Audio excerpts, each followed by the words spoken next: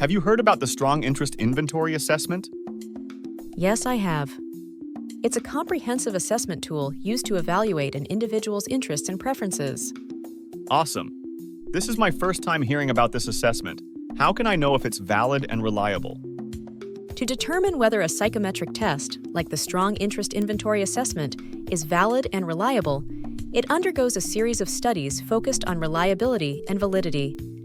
In psychometrics, these are essential concepts for evaluating the quality and accuracy of a test. Validity refers to the extent to which a test measures what it claims to measure. It ensures that the test results accurately reflect the intended traits, behaviors, or constructs. Reliability refers to the consistency of test results. If a test is reliable, it will produce similar outcomes under consistent conditions, meaning it yields stable results over time or across different raters and settings. I see. So, the Strong Interest Inventory Assessment has undergone these kinds of validity and reliability studies, right? Exactly. The assessment has been carefully developed and rigorously tested to ensure both validity and reliability. It includes 4 subcategories: general occupational themes, basic interest scales, occupational scales, and personal style scales. Interesting. Can you tell me more about these subcategories? Sure. The general occupational themes are normed using a representative sample of 2,250 people divided equally by gender to assess an individual's preferences relative to others. That's impressive. And what about the basic interest scales? The basic interest scales are normed based on the 2004 general representative sample, with scores adjusted by gender to allow for accurate comparisons. They have demonstrated high reliability over time and have been extensively validated. Wow, that's really comprehensive. What about the occupational scales and personal style scales? The occupational scales are developed by identifying how the responses of specific occupational groups differ from the general employed population.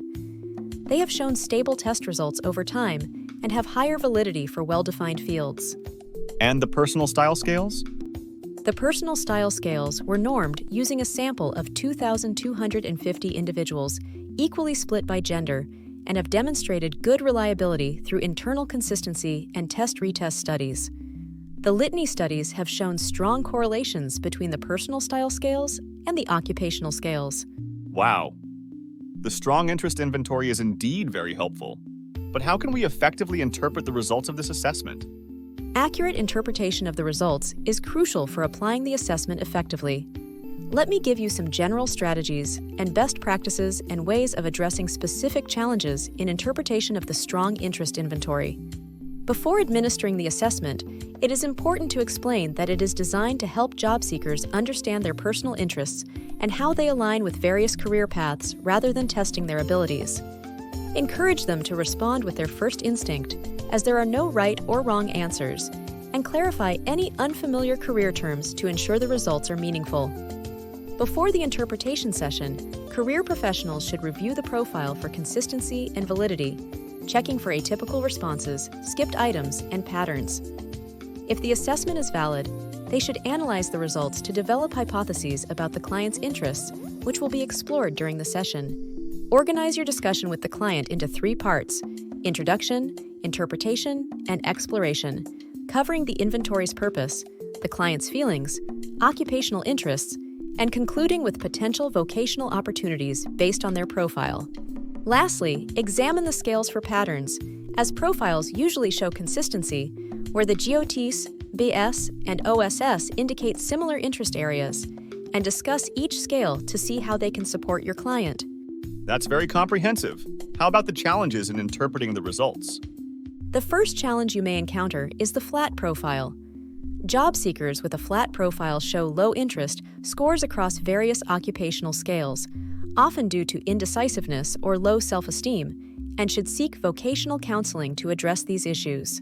Second is an elevated profile, which reflects job seekers with many positive responses, possibly stemming from a desire to please others, and requires focused counseling on their top interests to clarify their vocational direction. Lastly, clients with high scores on opposing general occupational themes may feel conflicted about their career choices, and counseling can help them balance these interests by exploring how to integrate them into their work or personal hobbies.